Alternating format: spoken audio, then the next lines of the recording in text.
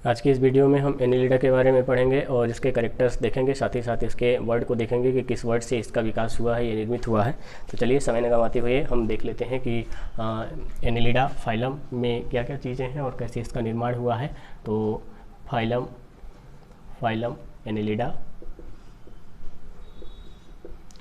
Annelida ये Latin word से बना है। आपको बता दें, लैटिन वर्ड, अभी तक जो वर्ड थे वो ग्रीक वर्ड थे और यहाँ पर ये लैटिन वर्ड से बना है। लैटिन वर्ड है क्या? एनिलस।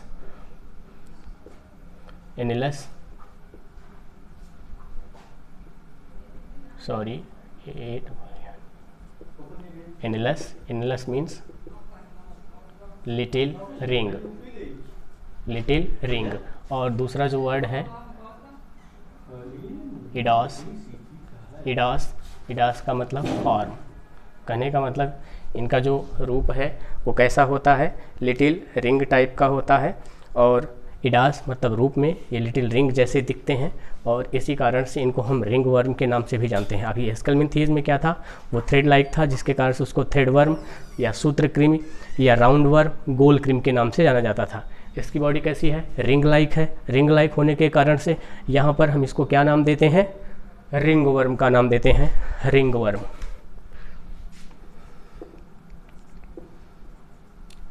वर्म ये इसका कॉमन नाम है। और इसके बाद चलिए इसके कैरेक्टरिस्टिक फीचर्स को देख लेते हैं कि इसके क्या कैरेक्टर हैं। और उसके बाद वैसे आपकी बार हम इस वीडियो में पूरा लिखेंगे नहीं, शॉर्टकट में लिखेंगे। आप इसको पूरा लिख लेंगे। पूरा लिखने का क्या मतलब निकलता है, जब आपको हम बताते ही हैं तो पूरा आप बना लेंगे। जैसे बनाए हैं हम बार बार वैसे आप बना लेंगे। हम केवल मेन पॉइंट्स जो लाइन में या वाक्य में प्रयोग करने हैं, केवल हम उन्हीं चीज़ों को यहाँ पर बताएंगे। तो यहाँ पर सबसे पहले आप देखिए, ये कहाँ पर रहते हैं? ये जल, गीली मिट्टी। कहाँ पर रहते हैं? जल में रहते हैं, गीली मिट्टी में रहते हैं। और गीली मिट्टी के साथ साथ अगर आपको बताएं तो ये इसमें से जल गीली मिट्टी में रहते हैं। कुछ जो हैं वो बिलों में, कुछ बिलों में और क्या होता है? कुछ परजीवी के रूप में पाए जाते हैं। तो इस तरह से आप पूरे वाक्य को बना लेंगे। उसमें लिख लेंगे कि ये जल गीली मिट्टी में रहते हैं। उसके बाद फिर लिखेंगे कुछ बिलों में और कुछ परजीवी के रूप में पाए जाते हैं। इसका चलिए नेक्स्ट पॉइंट देखते हैं। नेक्स्ट पॉइंट क्या है? दूसरा पॉइंट इसका, अब इसके हम यहाँ पर शरीर की सम्मित को, इसकी क्या कहते हैं, अस्तर को देख लेते हैं शरीर में। तो यहाँ पर शरीर त्रिस्तरीय। शरीर कैसा होता है? त्रिस्तरीय होता है। एवं सममिति, इसकी जो सममिति है, दोनों को एक में ही मिला करके लिख दे रहे हैं। द्विपार्श्वीय कैसी होती है? द्विपार्श्वीय। तो पूरा लिखेंगे, शरीर त्रिस्तरीय एवं सममिति द्विपार्श्वीय होती है। त्रिस्तरीय और द्विपार्श्वीय के बारे में कई बार बता चुके हैं, तो मेरे ख्याल से इसको बताने की बहुत ज़्यादा ज़रूरत नहीं है। अब नेक्स्ट पॉइंट की तरफ चलते हैं और नेक्स्ट पॉइंट में देखते हैं कि इसमें क्या कैरेक्टर हैं। इसके डाइजेस्टिव सिस्टम को देख लेते हैं। जो इसका डाइजेस्टिव सिस्टम है या पाचन तंत्र, वो कैसा होता है? पूर्ण विकसित होता है। तो उसको यहाँ पर लिख लेंगे, पाचन तंत्र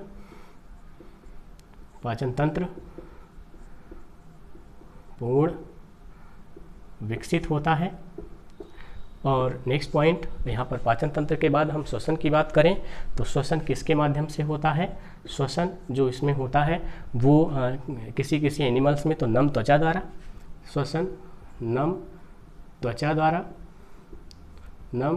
द्वारा, या कुछ में कैसे होता है? गिल द्वारा होता है। गिल या इसको क्या कहते हैं? क्लोम कहते हैं। तो या तो नम त्वचा द्वारा होगा या तो क्लोम के द्वारा होगा। अब यहाँ पर बात करते हैं परिसंचरण की। तो परिसंचरण तंत्र जो होता है, सर्कुलेटरी सिस्टम इसमें उपस्थित होता है और वो भी कैसा होता है? बंद प्रकार का होता है। परिसंचरण तंत्र बंद प्रकार का होता है। परिसंचरण तंत्र कैसा होता है? बंद प्रकार का होता है। देखिए परिसंचरण तंत्र वैसे दो प्रकार का होता है, एक खुला प्रकार और एक बंद प्रकार। खुला प्रकार में क्या होता है, इसमें रुधिर वाहिनियाँ नहीं पाई जाती, हृदय पाया जाता है और हृदय के माध्यम से रुधिर पूरे शरीर में प्रसंचरित होता है। और जो बंद प्रकार का होता है इसमें हृदय भी उपस्थित होता है और साथ साथ रुधिर वाहिनियाँ भी पाई जाती हैं। हृदय जब ब्लड की पंपिंग करता है तो रुधिर के माध्यम से रुधिर वाहिनियों के माध्यम से पूरा रुधिर शरीर में फैलता है और फिर वापस हार्ट में आता है। तो कहने का मतलब जिसमें रुधिर वाहिनियाँ नहीं पाई जाएंगी जिस परिसंचरण तंत्र में, उसको हम क्या कहेंगे, खुला परिसंचरण तंत्र कहेंगे। और ऐसा परिसंचरण तंत्र जिसमें रुधिर वाहिनियाँ उपस्थित हों हार्ट के साथ साथ, उसे हम क्या कहेंगे, बंद रुधिर परिसंचरण तंत्र कहेंगे। तो यहाँ पर जो परिसंचरण तंत्र है वो कैसा है, बंद प्रकार का होता है। उसके बाद नेक्स्ट पॉइंट हम तंत्रिका तंत्र की बात करते हैं। तो जो तंत्रिका तंत्र होता है उसमें तंत्रिका तंत्र में यहाँ पर नर्व रिंग पाया जाता है। तंत्रिका तंत्र में ऊपर की तरफ मतलब मस्तिष्क वाले भाग की तरफ नर्व रिंग, इसको हिंदी में कहते हैं तंत्रिका मुद्रा। तंत्रिका मुद्रा, एक तो नर्व रिंग प्रेजेंट होता है, उसके बाद क्या होता है, नर्व कार्ड, इसको तंत्रिका रज्जु बोलते हैं, तंत्रिका रज्जु। और इसके साथ साथ यहाँ पर एक चीज़ और पाया जाता है गैंग्लिया या गैंग्लियान लिख देते हैं। यहाँ पर इसको गुच्छक कहते हैं, गुच्छक। तो यहाँ पर तंत्रिका तंत्र में कौन कौन सी चीज़ें प्रेजेंट होती हैं, तंत्रिका तंत्र में नर्व रिंग या तंत्रिका मुद्रा पाई जाती है, उसके बाद नर्व कार्ड या तंत्रिका रज्जु उपस्थित होता है और उसके बाद गैंग्लियान या गुच्छक पाए जाते हैं। तो इस तरह से ये व्यवस्थाएं इसमें होती हैं। अगर इनकी व्यवस्था को हम देखना चाहें तो यहाँ पर हम देख सकते हैं, मान लेते हैं ये नर्व रिंग है, नर्व रिंग से नर्व कार्ड निकले हैं और ये जो नर्व कार्ड होते हैं इनके बीच बीच में ये यहाँ पर गैंग्लिया उपस्थित होते हैं। तो इस तरह से इनकी संरचना होती है तंत्रिका तंत्र की। चलिए इसके बाद आगे चलते हैं और देखते हैं उत्सर्जन इनमें किसके माध्यम से होता है। तो उत्सर्जन के लिए हमें थोड़ा यहाँ से इरेज करना पड़ेगा, मिटाना पड़ेगा।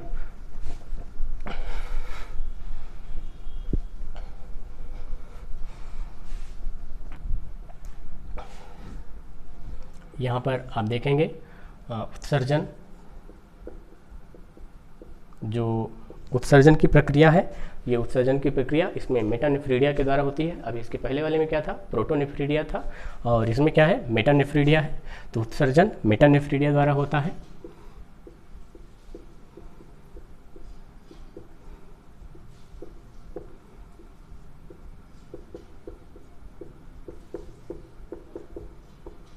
उत्सर्जन मेटानेफ्रीडिया द्वारा होता है।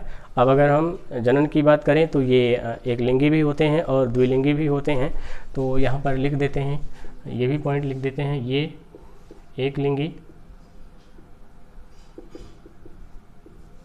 या द्विलिंगी, एक लिंगी या द्विलिंगी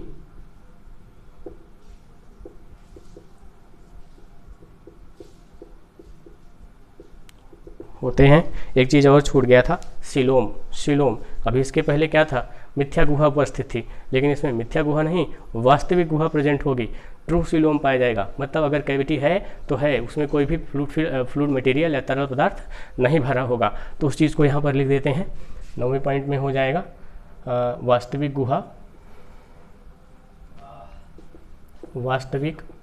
गुहा ट्रू सिलोम, इसको कहते हैं ट्रू सिलोम उपस्थित होता है। और अब नेक्स्ट पॉइंट पर चलते हैं। एक लिंगी होते हैं तो इसमें रिप्रोडक्शन होगा तो फिर एम्ब्रियोनिक डेवलपमेंट चलेगा। एम्ब्रियोनिक डेवलपमेंट जब चलेगा तो कुछ जीव ऐसे भी होते हैं जिसमें एम्ब्रियोनिक डेवलपमेंट के फलस्वरूप लार्वल स्टेज आती हैं और अधिकांश तो ऐसे होते हैं जिसमें लार्वा अवस्था नहीं आती है। तो यहाँ पर लिख देते हैं, अधिकांश में लार्वा अवस्था अनुपस्थित, कैसा होता है, अनुपस्थित होता है। तथा कुछ में क्या होता है, लार्वा, और लार्वा का नाम क्या है, ट्रोकोफोर लार्वा। कौन सा नाम है, ट्रोकोफोर लार्वा। ट्रोकोफोर लार्वा उपस्थित होता है। कुछ में ट्रोकोफोर लार्वा जो होता है, मतलब लार्वा अवस्था पाई जाती है और इसके लार्वा को ट्रोकोफोर लार्वा कहते हैं, लार्वा अवस्था उपस्थित होता है। तो इस तरह से एनेलिडा के बारे में ये हो गया। और इसमें बहुत सारे एनेलिडा के सदस्य होते हैं। हाँ, यहाँ पर देखिए याद आता रहता है, क्योंकि मैटर है, दिमाग से जो उतरा रहता है वो बताते बताते याद आ जाता है। शरीर खंडों में बटा या खंडयुक्त होता है। इसको पहले ही लिखना चाहिए था, आप चाहें तो पहले भी लिख लेंगे और नहीं चाहें तो जहाँ पर मैं लिख रहा हूँ वहीं पर लिख लेंगे। शरीर खंडयुक्त होता है। शरीर बेलनाकार एवं खंडयुक्त होता है, बेलनाकार एवं खंडयुक्त होता है तथा विखंडन शरीर पर अस्पष्ट होते हैं। शरीर पर कैसे होते हैं? अस्पष्ट होते हैं।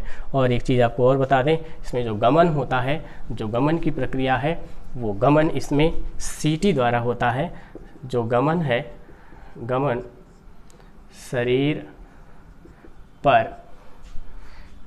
शरीर पर उपस्थित उपचर्म जिसको क्यूटिकल कहते हैं, शरीर पर उपस्थित उपचर्म से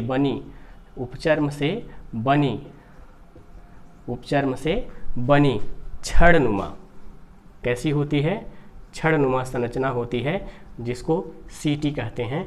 तो गमन जो होता है वो शरीर पर उपचर्म से बनी छड़नुमा सीटी के द्वारा होता है। किसके द्वारा होता है? सीटी के द्वारा होता है। तो इसके कैरेक्टर्स हो गए, इसमें बहुत सारे हैं, जैसे फेरेटिमा है, फेरेटिमा माने केचुआ हो गया, और हिरुडिनेरिया है, हिरुडिनेरिया माने जोंक हो गया। तो ये सब इसके एग्जाम्पल्स हैं इस एनेलिडा के।